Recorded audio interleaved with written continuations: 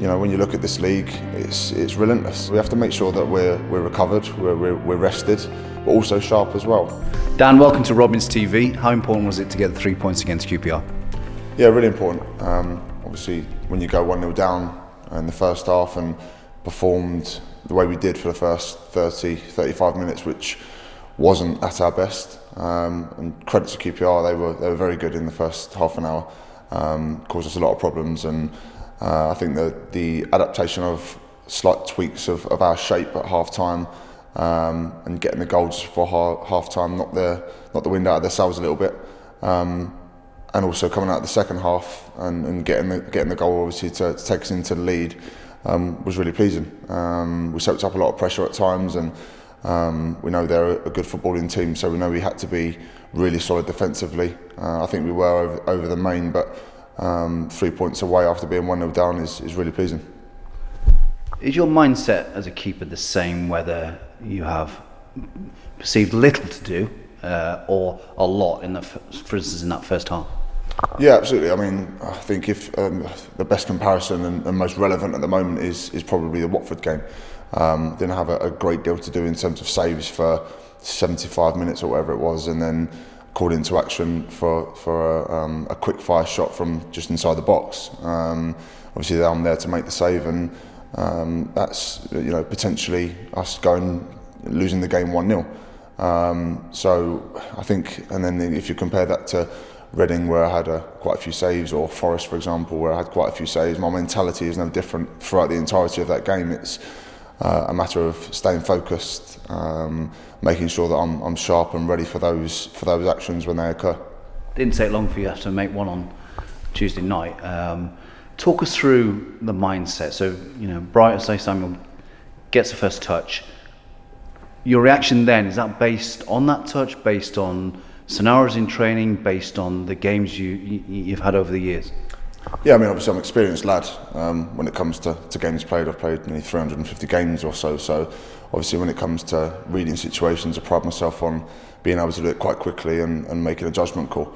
So obviously partially based on experience, partially based on what we do in training and the repetitions that we do on a daily basis. But I mean, that scenario was I have to make a judgment call off his touch, whether I've got the time to narrow the angle and make his job a bit more difficult. And obviously, thankfully, it was the right judgment call on that situation, and managed to make the save. Dean talked before the game about the importance of getting back to winning ways, not just because of the 3 points, but also because perhaps in the past we've gone on runs of not getting the result. Was it more important for that reason as well?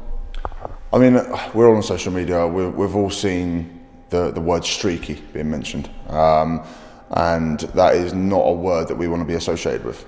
We don't want to be win 5 or be unbeaten in 10 and then go on a 5-game losing streak or a 10 without a win. That's not how you get promoted from this division.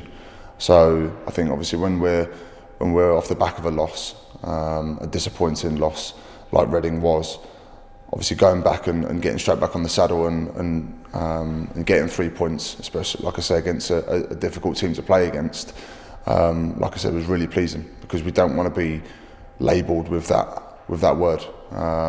It's not something that we associate ourselves with, and it's not something that we want to be associated with outside of our bubble in terms of team and stuff.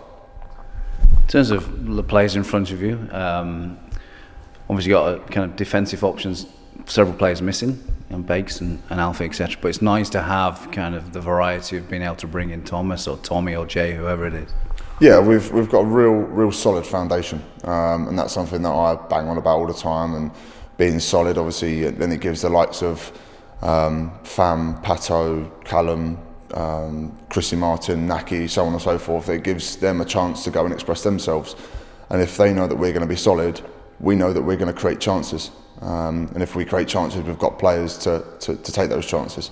But I've got full trust in whoever's in front of me in that defensive unit. We're all on a very, very similar mindset with regards to keeping clean sheets and that will not to concede. and I think we've got it in abundance. And you see that with the amount of blocks we make on a gamely basis, whether it be from close range or from far range, and people are throwing themselves in front of the ball to stop it going in our goal. And from a goalkeeper's point of view, that's great to see. Birmingham up next, another great opportunity. Absolutely, it's another opportunity for 3 points. And when you look at this league, it's relentless, and it's a little bit cliche, but especially this year, we've got Saturday, Tuesday, Saturday, Wednesday, Fridays, and all kinds of strange games and dates in the diary for the coming months. So we have to make sure that we're recovered, we're rested, but also sharp as well. So I think going into the game, we'll be full of confidence. Our aim is to make Ashton Gate a real difficult place to come. I don't want to use the cliche of fortress, but we can't let people come to our home stadium and be able to take 3 points off us easy. And I think obviously when you look at this season so far, we've had a couple of poor results at home with the likes of Middlesbrough and Norwich, and we look to make sure that in the long run we don't lose many games at Ashton Gate. So we'll be going in full of confidence and aiming to be solid again.